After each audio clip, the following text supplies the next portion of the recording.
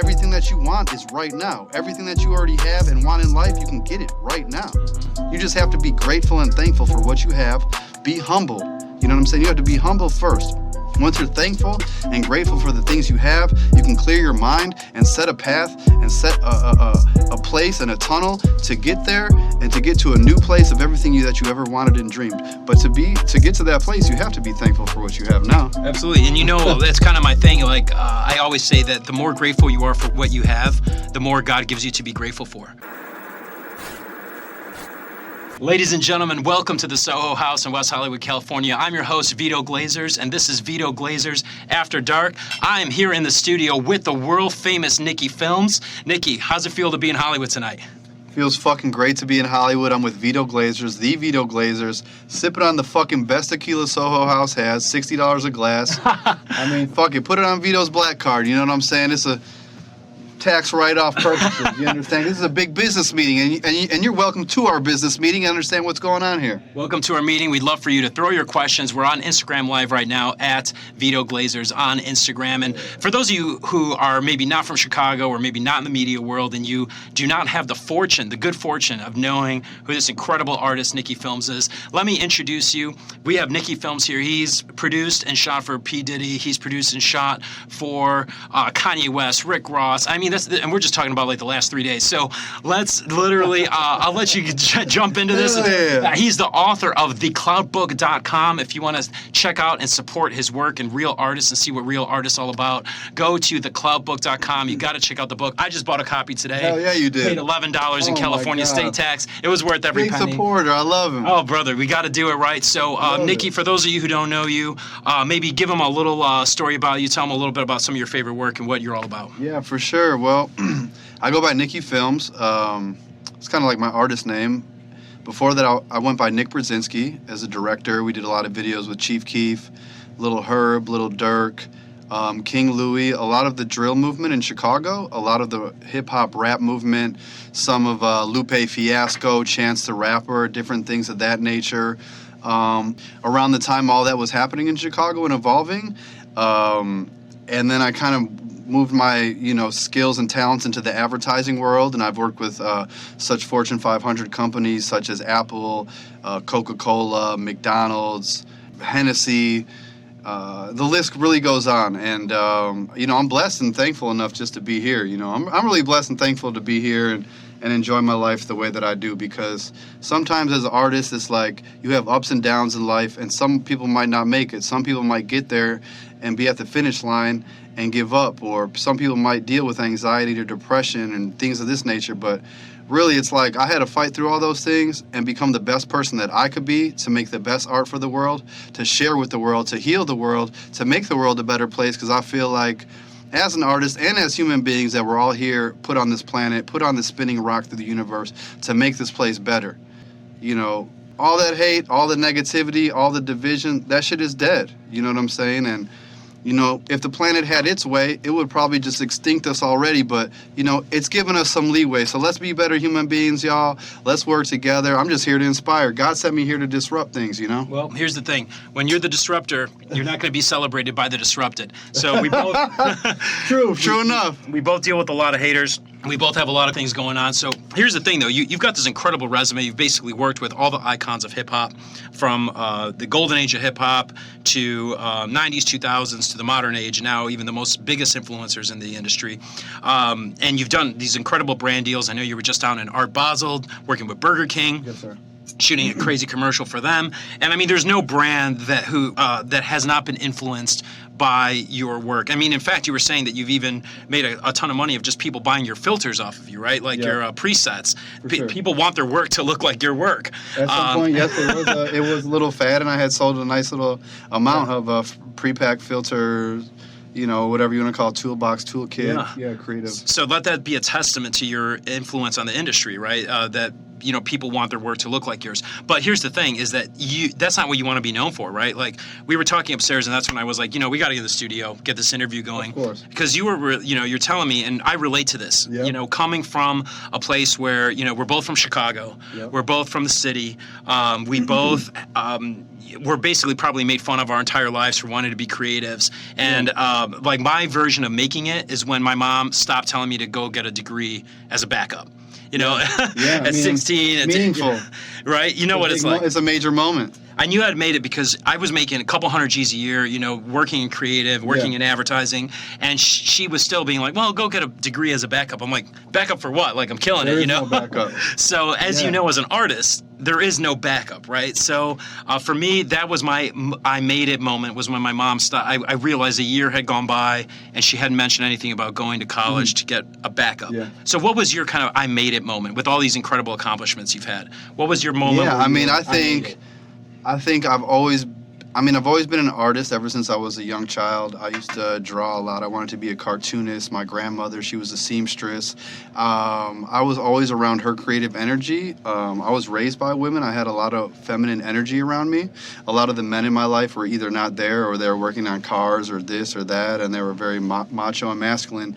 I was more of like, I kind of tapped into my artistic side with drawing and illustrating, and it kind of, around the era that I was coming up, I was really big into technology, and what year was that? I don't know, Super Nintendo, these things like that. Yeah. So it was like technology meeting art, and then the camera presented itself, and that was like my medium to basically say, hey, I'm going to take this. This is basically my vehicle into the world, and this is going to help me explore myself, explore the world around me, and to connect with the world.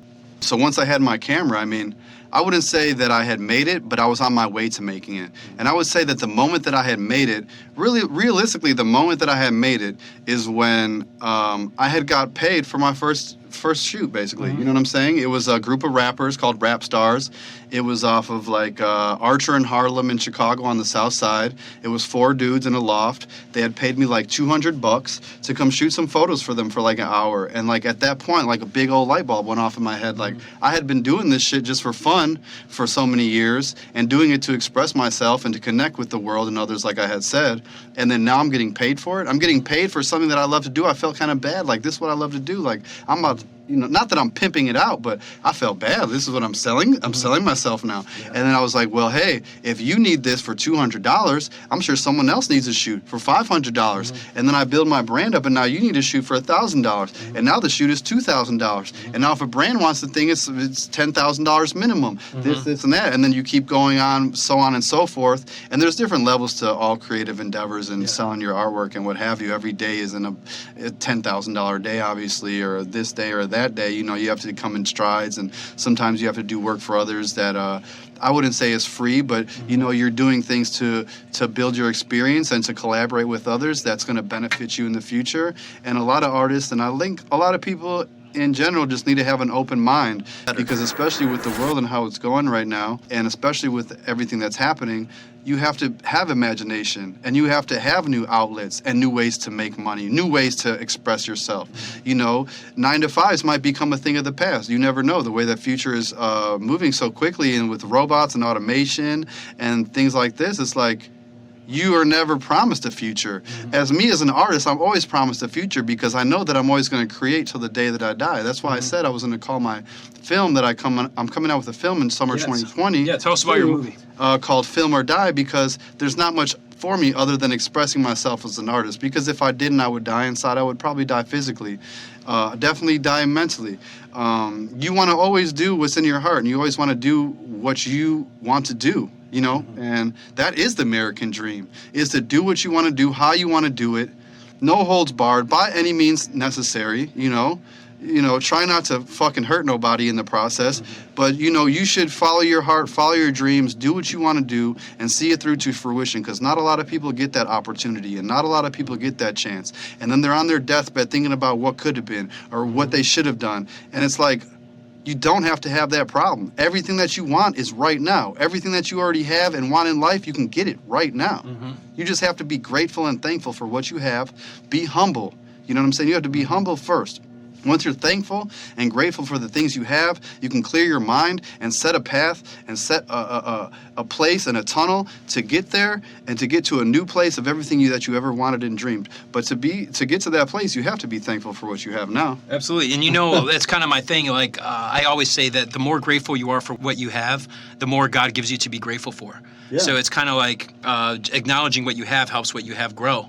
Yeah. If you're not grateful for what you have, why would the universe or God or whatever continue to give you more, you know? Well, here's the thing. So I want to talk to you about your movie, and then I actually want to encourage people on Instagram, if you guys want to send us your questions, rare opportunity to get one-on-one with an artist who's genuinely making it. For those of you guys who are photographers, if you're in the film production business, if you're an influencer, and you want to know how can you live your art. This is a man who does not work a side job. This is not a side hustle for him. He's working with the top names in entertainment. My last job was there at the hot dog stand, and I got fired for feeding the birds.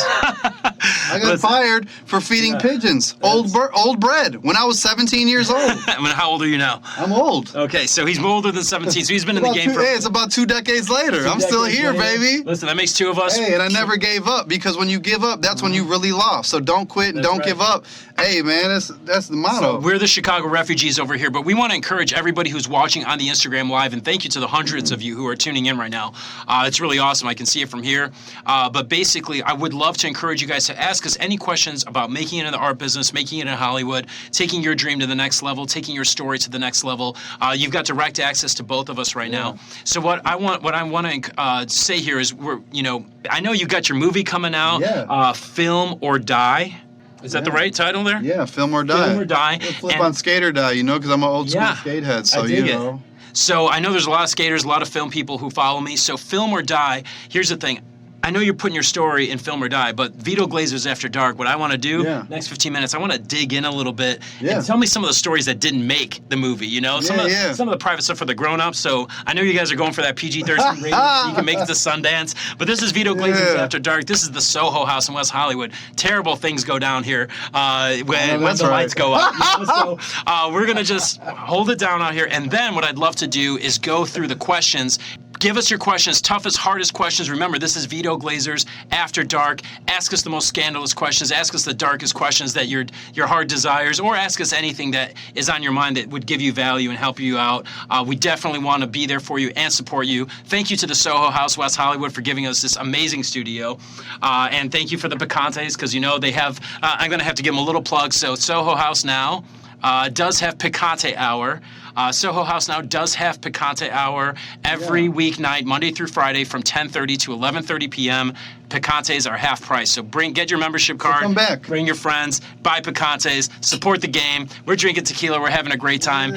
You are in the house with the world famous Nicky Films, whose resume is too long to list on here. We want to take your questions, but coming up after this short break, we are going to be diving deep into the stories, the Vito Glazers After Dark interview stories that didn't make Nicky's new film, which is going to be premiering at Sundance summer 2022. Stay tuned for that. And how about you? You got something to promote. I also want to encourage you guys to check out thecloutbook.com. For those of you who are on Instagram Live, check out thecloutbook.com. I just bought my own copy today. Amazing visuals, old school, Hollywood, Chicago, behind the scenes, from the eyes and the vision of Nicky Films. This is going to be a collector's item that you are going to want to cherish and pass on and have on your coffee table for generations. In fact, we should have one on the coffee table right here. Soho House is messing up. Yeah, I know there's some over in the van, but the van's not here, What we're going to do is we're going to actually hook up Soho House with a copy. We're going to throw it in their libree. So I'll get that hooked up for you. So just to say thank you to the Soho House for setting us up with this studio. Hell yeah. We're going to be throwing some copies of Nicky Films' new books. But for those of you who are not Soho House members who won't have access to the book, go to thecloutbook.com. Get a copy today. Whatever it costs, it's worth every penny. You doing autograph copies at all? Any opportunity to? We did a release in Chicago, a release in Houston. We're going to do a release in L.A. In the next month, and we'll probably do another release on East Coast, New York. Cool. Maybe in the following months to come, possibly the summertime. So there you go. It's going to be an ongoing project. We're going to promote it and keep pushing it. it's not gonna sell itself overnight. That's so right. It'll be a wave of marketing, yeah, for sure. So I want to invite you guys again, if you're going to be in LA and you want more information about where you can get an autographed copy of Nicky's book, Yes. go to thecloudbook.com and follow Nicky at Nicky Films on Instagram. As always, this is Vito Glazers, and you're on Vito Glazers After Dark. Yeah. And then, but what we're talking about now, so we just did a little introduction, and after this, I want to encourage you guys on Instagram Live to send us your questions, and we're going to take 15 minutes to answer questions from the audience live on the air. But right now, what I want to talk about, again, you got the movie coming out, Film or Die. You're on Vito Glazers After Dark. The premise of this podcast, of this show, is to talk about the things that you wouldn't normally talk about because, you don't want to put that out there. So tell us a little bit about the film. Tell us some highlights from the film, but then I want to get down into the nitty-gritty of a couple of the stories that didn't make it to the film because they were just a little too gritty. So what's going on with Film or Die and your new film? Film or Die, it's basically a documentary film. I would say it's mostly autobiographical. It's kind of, it's about me and my story, going from the gutter to glamour. I grew up in a trailer park, real similar to Eminem and 8 Mile, things of this nature.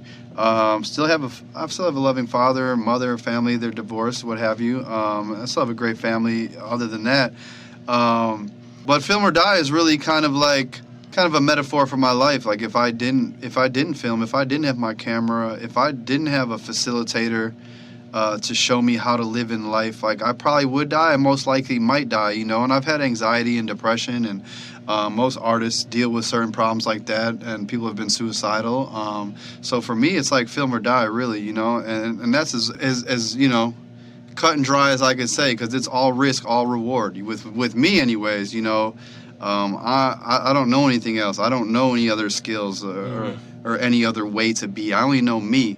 I only know how I live. I only know how I create. I only know how I utilize my cameras and my computers. And I've been independently funding and sourcing my creations as well as other people's creations for almost 2 decades now.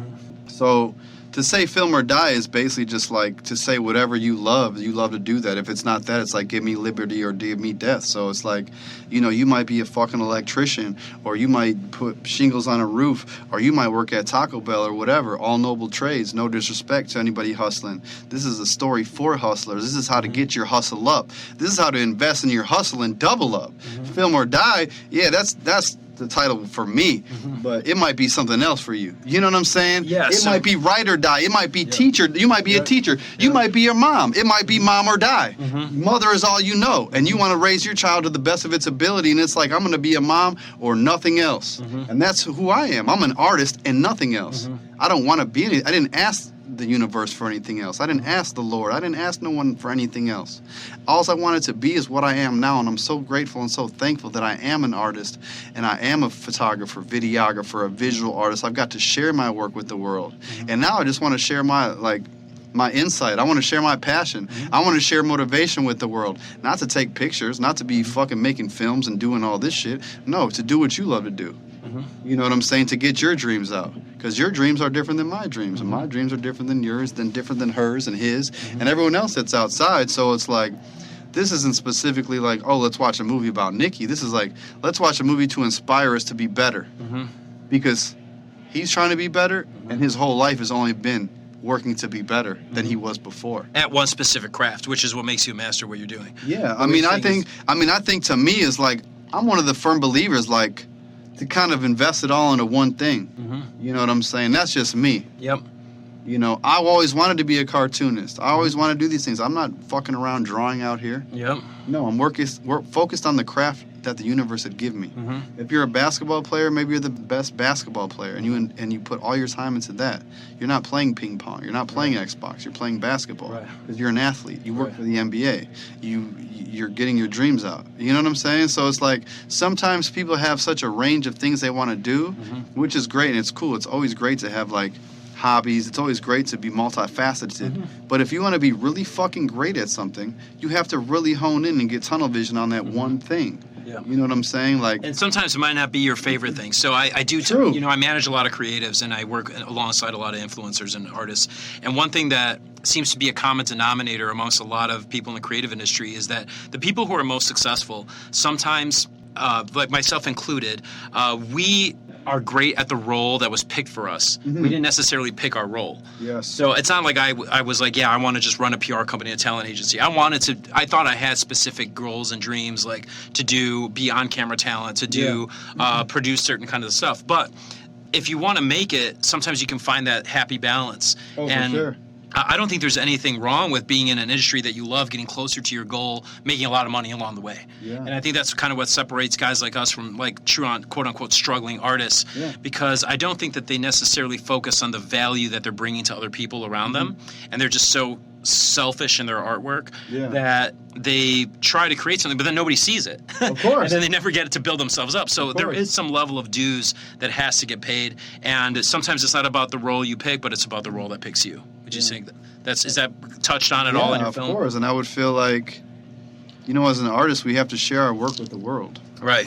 That's, you really have to put forth something that's going to help change the world and help people understand, that there's a bigger vision than that just what's at hand. Right. Like, there's always more to be done, and everything that we're doing is, like, really in the benefit of other people. And when you benefit other people, it benefits you.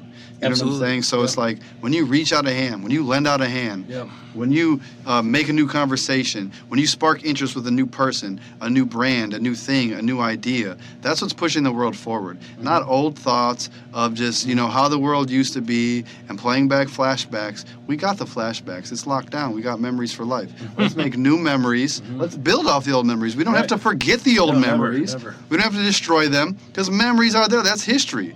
That's in the history books, baby. Good, bad, and otherwise. And I'm going to live that shit. I'm going to live it. Because I done had struggle coming up. And that's only what makes you better and makes you stronger. Yep. Definitely an advocate of that. So now I hate to put you on the hot seat, but you're on Vito Glazers After Dark at the Soho House in West Hollywood. Of course, vibing. We just talked a little bit about talking deep film. shit. We're just getting deep on the film here. So tell me your favorite story that's in the film, that made it to the film. What's your favorite story that got captured in the film that you're super grateful that made it to camera, that you were there filming, somebody filmed it, you're talking about it, you're sharing it. What can your fans, what can they be excited about? The story that you're most excited about sharing with them from film or done. I'm excited about sharing a lot of stories and my story and similar stories, but I think working around closely with Puff Daddy, with Diddy, and I think being around him and being signed to Bad Boy Records and getting a lot of good off-the-cuff footage of him, seeing how he works, seeing how he lives his life, because he's the number one hustler, top hustler. That's why he's the best in the game, top of the game. It's for a reason. It's because he works that hard.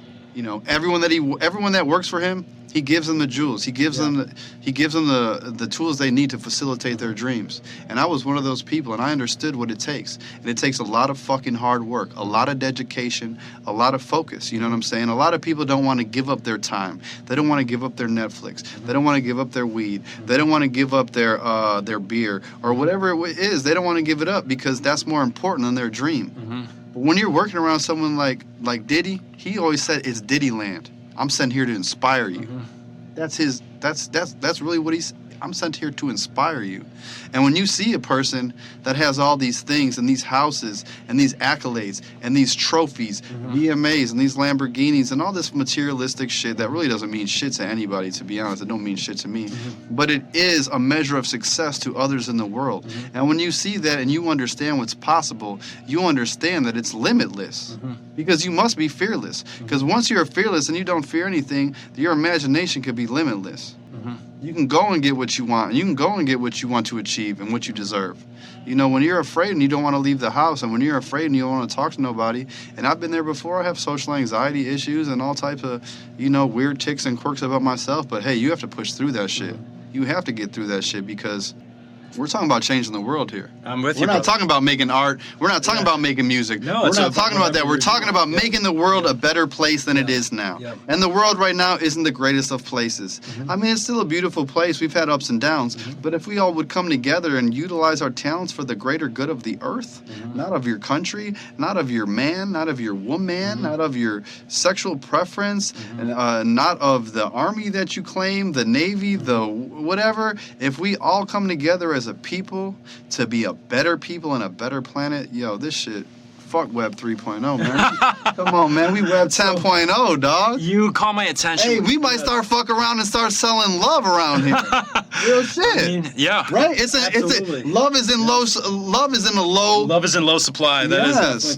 sure. Everybody want to buy NFTs, but nobody wants to buy love. I might start selling love next, but love is a feeling and an emotion, and it's just one of those things that I make Film or Die. I make these books and this art to inspire others because I didn't come from anything. I didn't come from nothing. I had a mullet and a wife beater. I knew you from the mullet days. From the mullet, and then you had the braids. Yeah, I had a mullet and a wife beater right on a little seesaw horse at Sears, getting photos with a fucked up ass grill. Shout out my mom, you know, my mom's a hustler. She taught me how to hustle and make money. I mean, she just a nonstop workhorse, and you know, she thankfully got me braces, so I'm not out here with the Chris Brown teeth. There you go. You know what I'm saying? Yep. I mean, I take care of myself enough, I guess, that I could be on camera. Well, you got the red Crocs on, that's for sure. Yeah. I got the killer Crocs. Yeah, I got the frocks on. Yep. And you know, all I'm here to do is inspire others, just like Diddy say, man. I'm here to inspire. I'm here to inspire. You're here to inspire. We're here to inspire. That's what we do. We just, you know, that's why we put ourselves on the internet. Disruptive, and being disruptive is only just a natural part of Earth and of the world. You know, it's like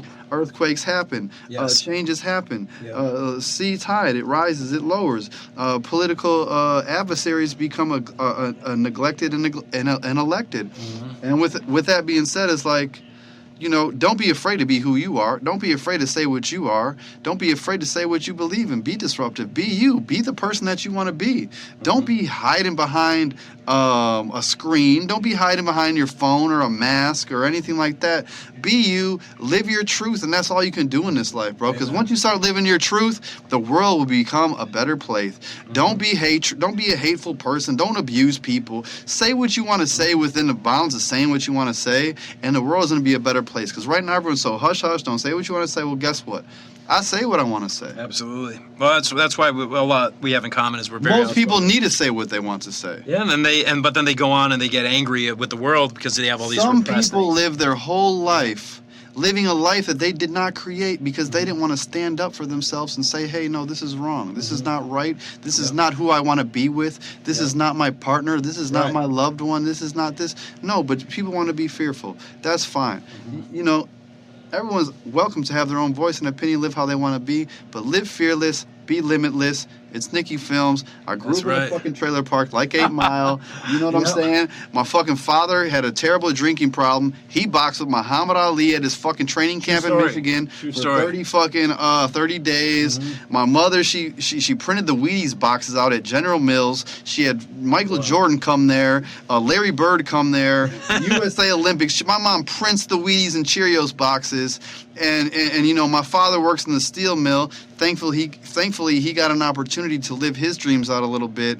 And I look at my life and I look at my family as most other people do and compare and contrast themselves. But guess what? You are not them. You are not built from that. You might be part of these people's family, but you are individualistic. You are your own person. So, hey, what is your dream? What do you want to do? And do that. I'm not going to think my dad was in the steel mill. I'm going to be in the steel mill. Right. Oh, my mom made Wheaties boxes and made Cheerios, so I'm going to work for General Mills and be in the factory. I said, you know what? I want to be a fucking artist and do what I want to do and make money just like Grams, working in the sewing machine. Yeah. And that's what I did. And it's like, you don't need to have an inspiration right there at home. You got an inspiration right here and on the internet and all these other channels and shows and what may have you. But, you know, I like to mass market to the audience. I'm not trying to just say, hey, you got to be an artist and you got to be this to that. No. You could be a policeman. You could be a crossing guard. You can be a nurse. Hey, if you have a problem with somebody, say it. Don't keep it in. The world's gonna blow up keeping all that negativity in. So tell me, what is the story that you have that you never have told anybody, didn't make your film, that you want to share with our audience today? Tell me a little bit about what you got going on. I would say one story that I have not told nobody that, you know, I keep pretty close to my chest because, like, I'm not much, I don't have, you know, much of a braggadocious type of attitude. You're a humble kid. You're a great guy. You're a beautiful artist. You know, I don't really particularly classify myself as doing much criminal activity other than me just being me and doing whatever the fuck I want to do. But I do have a story where I was in Stockholm, Sweden, for the Gumball 3000 race rally, which is a racing rally where millionaires, billionaires, people of class, high society come together to race their cars from checkpoint to checkpoint through 7 different countries in 7 days with Ferraris, Maybachs, McLarens, whatever. The list goes on. What's the coolest car you ever seen at Gumball 3000? You've done it like, what, 3 or 4 of these? The Batmobile. The legit Batmobile. The Batmobile. The actual Batmobile. From Dark Knight. Which one's Dark Knight? Which? Team Gallic built it. The newest one. The fucking Christian Bale Batmobile? Yes. That Christian was Bale the one. Batmobile. The big fat wheels. Mm-hmm. Yeah, they rebuilt They had it. the real deal there. Yeah, and they lost the keys to it on the last day. Get out of here. That's a whole nother story. All right. They lost the keys to the Batmobile. How did the Batmobile? That was one of the ending of our documentary that we did out there. We did a documentary there for Amazon. Amazon on Fire. It was when they had the Fire Stick with Amazon, and it was, I think, prior to Amazon Prime-ish kind of era. But anyways, oh, fuck, now I gotta know how. They lost the keys to the Batmobile. Yeah. What country? And they never found them. What country?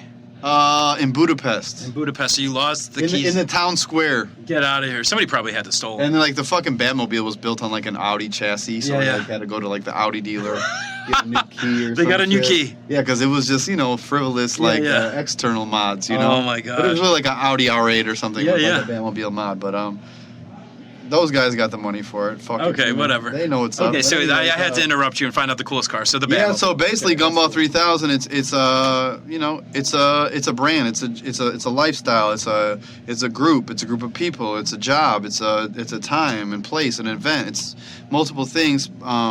So basically, we were racing through all these different countries, and Stockholm, Sweden. It was one of the first countries of, I think, the second rally that I went on. And before the rally even had started and everybody was getting into town, we all went out to party. And I had the camera out, of course, as I usually do. I'm a photographer, and I like to keep it with me. Because if you don't have memories, you don't have anything. Right. So keep your memories safe to you, because... Absolutely. Yeah, that's what... when people start dying and shit, that's what you look at. No disrespect and no morbidity. So... I had the camera out filming, the great, beautiful women of Stockholm, Sweden.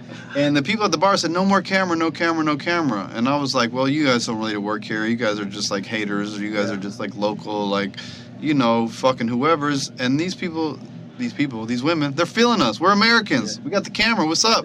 We can't do that. So we film them. Everything is consensual. And then basically, one of the guys takes me outside, security guard. I told you not to film. Grabs me outside.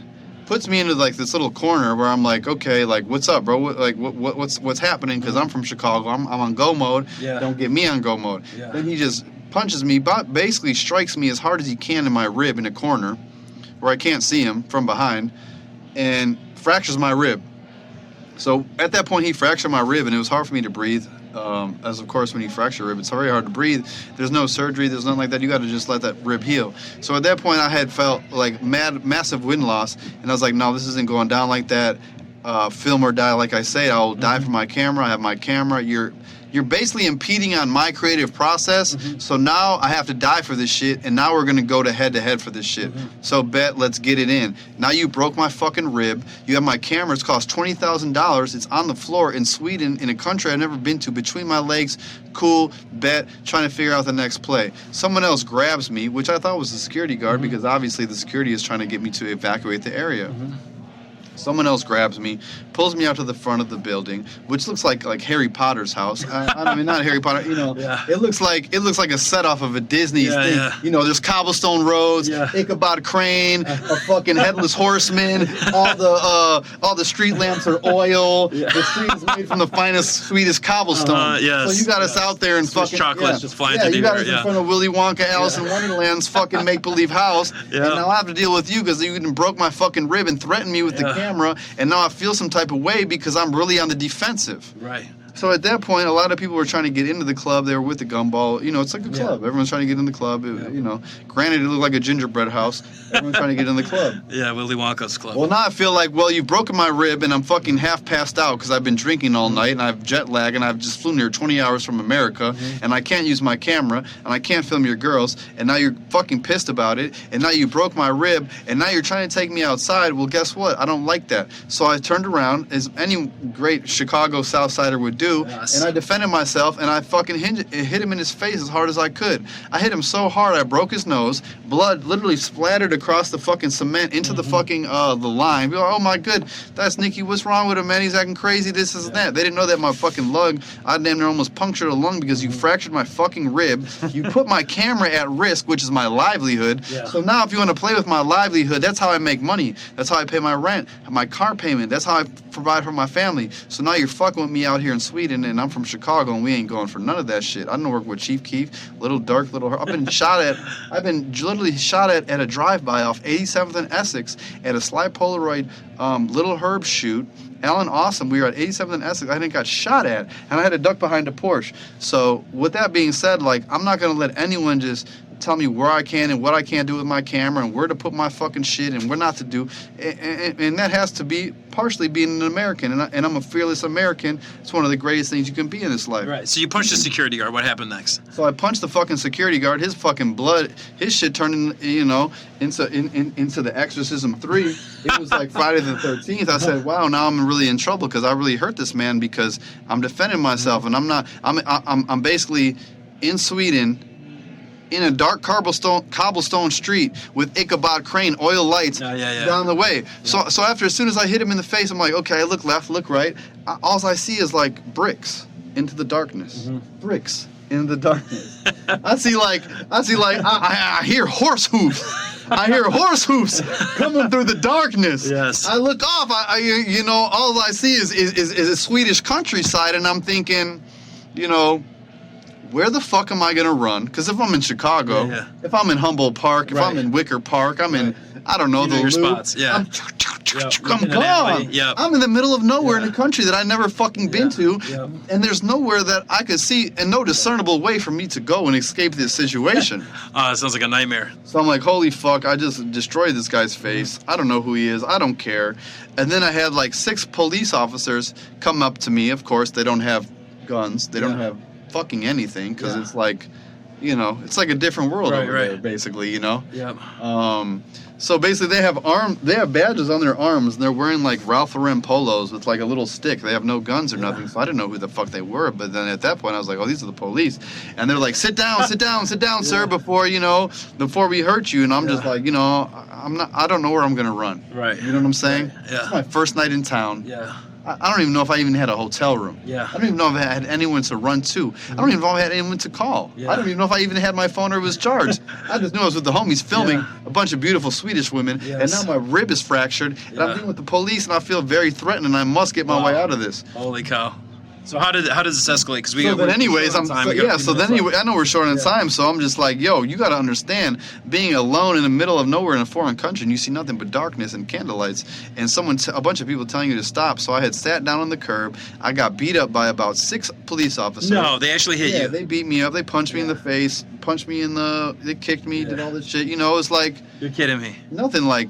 I wouldn't say nothing too violent, You didn't go full Rodney King on you or what? No, as far as Chicago shit goes, y'all were fucking with me. That was a traffic pullover, traffic stop, huh? I was keeping my head up. Okay. I'm good. Just, whatever you guys got to do, let's get to it. So they put me in the car, and at this point, I was pretty turned. So I'm thinking this shit is over. Yeah. We get there, I'm still talking shit to everybody. Yeah. You can't do this to me. Yeah. They took me, they put me in front of the lineup. I thought it was a joke. Oh, no, really? It was a joke the whole time. Yeah. So I took my mugshot, which I still have never seen. If anyone could find it, Nicholas Brazinsky, Sweden, Stockholm, Sweden. Sweden. Yeah, big old Maine, big house, whatever you want to call it. Yep. It was around 2000, I think, 17, 18, and I still can't find my mugshot. They took my mugshot. They put me in like a cell, isolated cell, and I was in that cell for about 2 days, just watching the sun go by. You're kidding me. Through this little window I had. What about a phone call? You didn't get a lawyer or anything? I didn't get a phone call, no lawyer, because that's American shit. So once you get out of the country and you're captured abroad, no phone call, no lawyer. This is your time. This is what you have to serve, and there's no one to argue with. So they had put me in there. They put me on one of them gym mats that you wrestle on. One of them gym mats that you might go out of bounds basketball. Oh, no. Yeah, 1-inch gym mat. Yeah. So I'm sleeping on that, pissing and shitting into like a little hole. It was like a little hole, that goes into like the sewer system. And they were giving me potatoes and water every day. How do they make the potatoes? It's gross. It's like watery, you know. It's like watery with no flavoring. It's like eating insulation. So I was eating my water and my potatoes like a good prisoner for like 3 days, and then I was just like was so upset. And I had thoughts about my whole life, you know. I thought about my first love, my last love, my mother, my father. I thought about everything as I watched the sun go by past the earth a couple of rotations, and I was so distraught, you know, and I was so upset because I don't speak Swedish. I can't speak to them. I speak English. They don't speak the same language. I had a phone that the gumball had gave me, which the satellite on the phone just showed me as a dot, and I was like out in prison, and everyone was at the Four Seasons. Everyone's at the Four Seasons, and I'm like the dot that's at the prison. And then so I was just like, what happened? They just left you there? Nobody came for you? No, they didn't come there. They were just like, yo, something's wrong with Nicky. Like everyone knew that something was wrong with me. So then I had talked to the girl, and I had used my seductive charms, my masculine charms. I got curls. It's prettier than Sarah Jessica Parker. I said, listen, sweetheart, can I please get the phone? No phone call. I said, I don't need a phone call. A phone call is old school. That's that's Al Capone. Can you just give me the phone that you guys confiscated? I could just text someone just real quick. I just want to send a text. Okay, no harm, no foul. Text. She gave you the phone. She gave me the phone. So I just texted the group text to everyone. Help me. All caps. Help me. Oh man. And then the next day, I started getting phone calls. I started getting people hitting me up. Well, not hitting me up, but hitting the office up. At that point, they thought I was a blatant criminal. They were like, yo, you're a real criminal. You're like, in I don't know, Chicago, Illinois, in America, I don't know, punching someone in the face, fucking them up. That's not That's a misdemeanor. Kanye West just punched some guy in Soho House this morning. Not too much to deal with. But I said, well, I'm such a problem. Well, who is a criminal? They said, you're number 2 criminal in Sweden. I said, who's number 1? They said, get out of here. They said, they stabbed somebody. I said, oh, they stabbed someone. Great. So I punched someone and broke their nose. So now I'm the second. But the person that I punched was a government official. It wasn't a security guard. I didn't know this at this point. It was one of the police boys. So with that being said, it was just like they had moved me into a nicer little cell with some little etchings on the wall. How many people have been there? They let me watch SpongeBob and Family Guy in Sweden. SpongeBob, Family Guy. Torture. In Swedish. Pretty torturous. They said I could rent out a PS1. They had like Crash Bandicoot, a couple of games I could rent. And I could hook it up to my TV from 1989. Wow, but this was a couple of years ago, mind you. Yes. So I'm playing PS1, watching Swedish Family Guy in a prison while I'm waiting for someone to get me. And long story short, basically the people that I had texted to help me, the gumball people, they're very well off and they have very well connections, nice things of extravagance and money and things of this nature. And they had called the former prime minister of Sweden, and he had helped me get out. Wow. And he had helped me get out of that jam. I had to do a court date. My court date wasn't scheduled for 30 days. They did it in 3 days. So I jumped the line. I jumped the line. I did my court date in my tidy whities, Stockholm Swedish issued with the white little shirt on. So I had the whole little white. I'm feeling like a terrible human being. That I'm not meaning anything to anybody. I described to the judge and the jury about my plea of self-defense. And they basically said, if you come back after you have to do my work, which I had to film Gumball for 10 days, to come back in 30 days to serve your sentence, you should be good. So I said, cool, and we took off. And there's more to that story, but hey. There is more to that story. I want you guys to tune in to part. This is a crazy story, and this is Vito Glazers After Dark, where we're telling the stories that don't make the final cut. So this is we're talking behind the scenes for the real fans. So where do you go from here? You get sent. Did you do all 30 days in prison? Hell no. We only did about 3 days. Okay, so talk to me. How did you get this sentence down in 3 days? Once I finally finessed the guard to give me the phone, which I could text help me to everybody like I was on Gilligan's Island. People really started working for me. That's cool. Thankfully, they started working for me, and they started. So we got to get our boy out of jail. They're like doing some research. Nick hasn't been home in 3 days. Gumball 3000. We're leaving for Oslo, Norway tomorrow. We can't leave Nick because he's a videographer. He's also a pretty cool human being. That's good. And he also is being held against his will, more or less. Because a person, a dark figure, basically came and assaulted me, and I assaulted them back. Little did I know that was a police officer. Whatever. I hit harder, but I'm from Chicago, so I don't, whatever. We don't play that. All that shit aside, but with that being said, so who got you out? How did you end up getting out of this? So then, thinking in this? So then I finally hit the team up. they had got the prime minister, former prime minister of Sweden, to call the new prime minister, to call the jail, to say, hey, this person that you got down there, you need to let him out. And at that point, they were like, who is this guy? I had dreadlocks. I had blonde dreadlocks like Lil Wayne, like Bob Marley. And they were growing for 8 years. They were legit. They weren't fake. They weren't extensions. They grew under my ass. I really lived that Rastafarian lifestyle. And they were like, who is this guy that's in our jail cell? He's like, this ain't a Swedish person. This is American. This is like a real rock star. You know what I'm saying? I wasn't even at that level yet. So they're like, whoever this fucking guy is, he's somebody. So now my trial jumped from 30 days to 3 days. I went to my trial in my underwear, in my fucking white underwear, white tee that they issued me. Government issued lawyer, young guy, and basically I had told the judge everything that happened. I had told him how I felt, and basically everything I told you guys as far as like I didn't know that the guy was like a police officer. Maybe if he had a badge, or maybe if he had said I'm the police or had a gun, I would never hit a police officer. That's the last thing I want to do.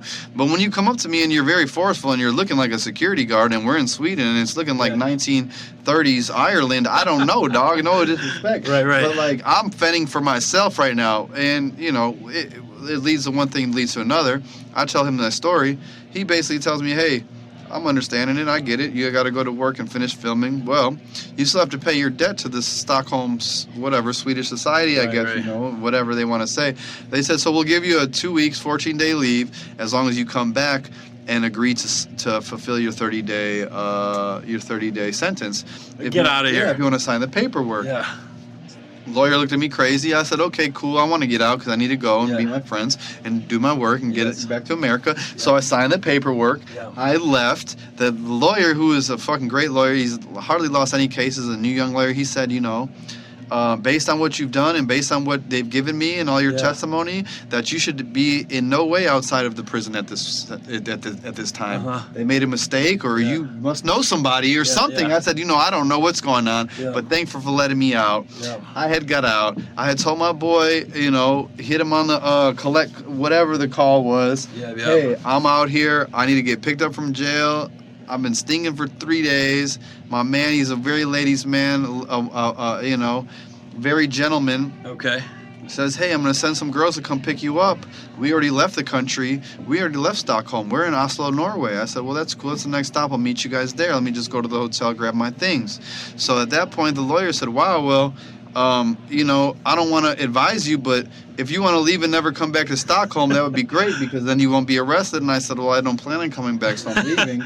And then at that point, the ride that my buddy had arranged for me pulled up. It was 2 Swedish women, blonde hair, blue eyes, in a white convertible Mercedes. And they asked for Nicholas, and I said, that's me. And I jumped in, and we had taken off. And the rest is history. No. And the lawyer's still sitting there wondering what the fuck is really going on. Yeah. And I never went back to Sweden ever since. And that was the same place that Snoop Dogg got arrested. Yeah. The same place A$AP got arrested. Was the same place I got arrested. And the fucked up thing is that they had to do their time. And they had to sit there and deal with them people. And all I did was finesse the little chick that, you know, Goldilocks. Come on, man. I look like Dog the Bounty Hunter. Yeah, I'm a big Hulk Hogan. I'm Hulkmania.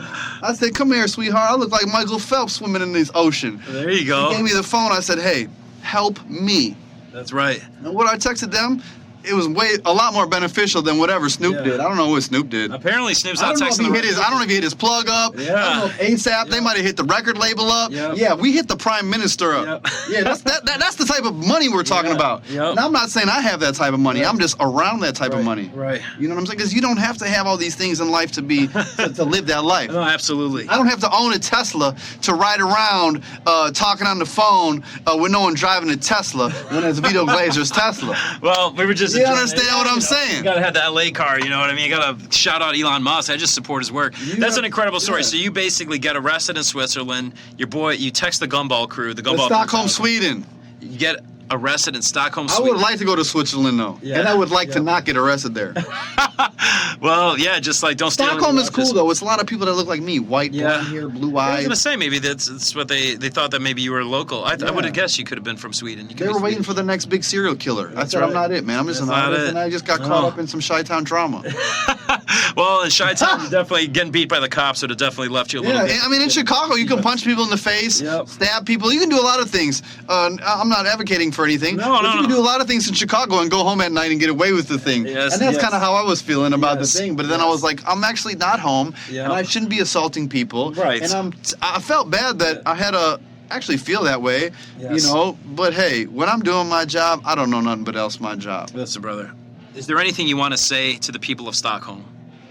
Man, please send me my fucking mugshot. We love you because you're a peaceful, Yeah, you're they're a a great peaceful country. place. Yeah. You guys did get the whole herd. Herd immunity you got down. the whole herd You immunity. got that thing right. down. You definitely got that right. You guys got some pretty fucking places out there, and I would love to go back. I think I could go back maybe within like maybe a decade. I don't know. Anytime soon, they might like put me on a reg list. Well, you said you were the second biggest criminal. I gotta serve my 30 days and play Yeah. Crash Bandicoot on a PS1. That might be a meditation anyway. 2021. If the food wasn't Yeah. bad, that doesn't even sound like a horrible Yeah, I time. wish the food was good. The food was non-food. Yeah. Well, the food's bad anyway in Sweden, isn't The it? food was Sweden. They say English can't have bland food. The Swedish have bland food. Swedish can't make a Swedish car. meatballs. That's like IKEA. It's like shit. IKEA. Yeah. So when they put me in the jail cell, Yeah. it was like IKEA furniture. It really was. Did you have to build your own jail No, cell? I didn't. But they put me in that bitch, and that bitch was like, people had been there, like cross-marking lines. Oh, no. 1, 2, Yeah. 3, 4, Oh, they count the 5. days, huh? And I was like, bro, I'm not doing that. No, you know no, why I'm forget not it. doing that? Because I'm a fucking beautiful human being. Right. I'm a great artist. Yes. I'm an American. That's I'm right. a person that demands respect, freedom, unadulterated Yes. love and respect, because that's what I want to give to the world. Yes. So when we got that whole little thing situated in Sweden, it was a mistake, because it really was a mistake. I wasn't Yeah, like, yeah, let me be violent Right. in Sweden and assault people. Yeah. No, I felt like, okay, well, first of all, you did fracture my rib, because I have the x-rays to prove it. Yeah. So at that point, I felt like my camera was in jeopardy, my only livelihood. So yes, I'm gonna fight back, but it's like, Well, this story has a... and then it's like, and then I got back, and then it was like after that, the first stop we had flown to was Reno. It was Reno, Nevada. Nevada, yeah. Reno, Nevada. So we had did a whole European tour: Budapest, Bucharest, Spain, I love Bucharest. Stockholm, Norway, all these places. And we ended up in Nevada, so we could go Nevada to LA to fucking Vegas was the finale. So so when we had landed in Reno, it was a whole bunch of Hell's Angels, a whole bunch of hot dog vendors, 67 classic Camaros and Impalas. Tommy Lee was there. You know what I'm saying? Steve Harvey, all types of shit. Where it was so American when I had got off the plane and I had finally touched my freedom, which really is my freedom, because I did not feel free until that point. Right. I had got locked up in Sweden, Right. and I was out of the country for 2 weeks. Yes. Afraid. Yeah. Afraid for anything. Right. And then so when I finally got back to America and I was on that fucking runway and I stepped off the plane onto the flat, it's not no fucking goddamn hangar or whatever. It's not commercial. We're flying Maybachs in, so we step out onto the tarmac, and as soon as I stepped off like it was a movie onto them stairs off the plane, I said, I love America so much, and I had a new gratification for America, respect for America. I cried, and I was so appreciative. And then I seen old 90-year-old women running around in Miss America pageant outfits, and their husband riding fucking Harleys and shit. And I said, you know what? America ain't perfect, but it is what it is, and it's ours, and it's beautiful, and we're gonna own it and claim it, because there's not anywhere else in the world that's like this. Amen. And I cried, and I appreciated my life, and I've never been back to Sweden again. And I've been around the world, and I respect I respect authority for the most part, and I respect myself and others, and I would never fight with nobody. I think that might have been the last fight that I actually got into. That's good, man. And it wasn't really a fight. Yeah. It was like a one punch, Yeah. because you fucked me up and Yeah, I'm yeah. fucking you up. Yeah. And now it's a whole issue because we're not from Yeah. where I'm from, Right. and now it's a cultural difference. Right. Not So, to say that makes it any better, but you know. I'm with you, brother. Well, do you want to apologize to the guy, or does he owe you an apology? How's it go? I mean, I would apologize to him Yeah. because I didn't expect Just him. apologize to him, maybe I he'll wouldn't see you. expect him Yeah. to come and hurt me. Yeah. Because someone else had already hurt me. It was the Right. security there that had broke my I got rib. you. They put me in a corner. Yeah. They put my camera down. So now you're throwing me off because I'm thinking Yeah. your security buddy's coming. It was the Yeah. police. Now, if it was the police and you said address myself, it's the police. Yeah. I mind the police. Yes. You know what I'm saying? Like, I'm not for the police or against the police. I just know that the police is a natural necessity Yeah, they got a of tough human job. civilization. And it is a tough ass fucking job. I would never want to be a police officer. God bless their soul. Yeah. So with that being said, like, you could have just addressed yourself and I would have got to it. And I would have just played my role as far as like a citizen that's compliant. But when I got a bunch of people around me in black polos and no guns drawn and nothing happening, and you guys look like you're like 5 years younger than me. Yep. You guys got the Acme treatment, and you guys need to get a new bronze shaver.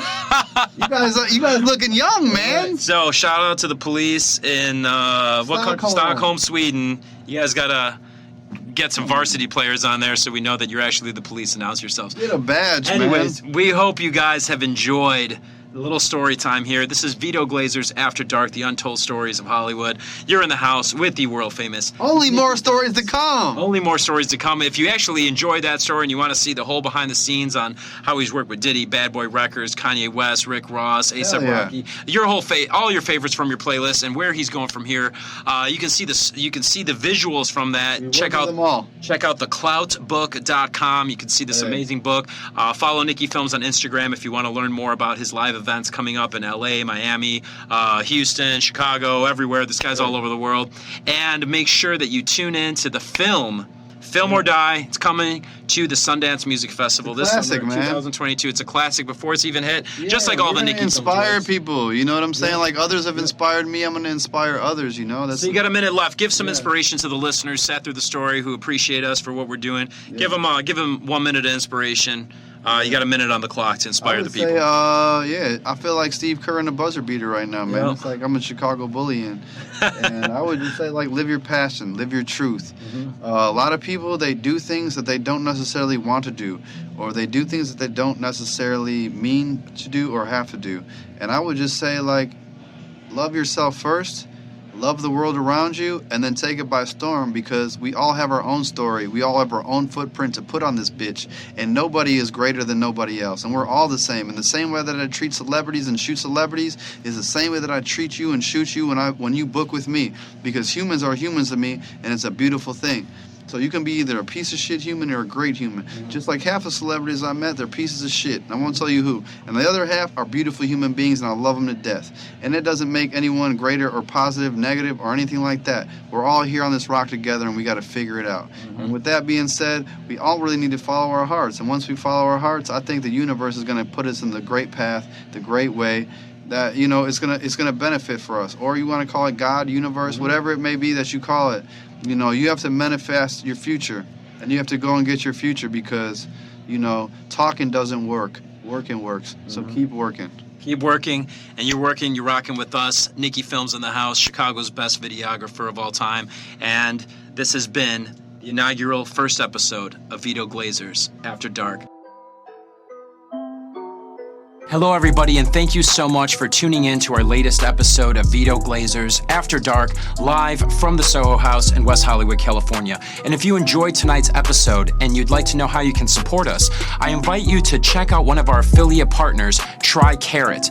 Carrot is an influencer black card. It's the first charge card and credit card that's built around underwriting your social media audience in order to approve you for your credit limit. It's really cool and really innovative financially. And on top of that, the Black Card gives you access to some amazing events. Like they did a casino night in downtown LA. They do all kinds of influencer support groups and influencer opportunities. So if that's something that you're interested in, if you're an influencer or you're an entrepreneur that is active on social media and you would like to check out a really cool credit card or charge card, I got approved for up to $15,000. You can apply for free at influencerblackcard.com. So again, if you enjoyed the episode tonight and you'd like to learn how you can support us without having to spend any money at all, you can apply for free. I invite you to check out influencerblackcard.com. And if you have any questions about it, feel free to DM me on Instagram at Vito Glazers, and I can tell you all about it.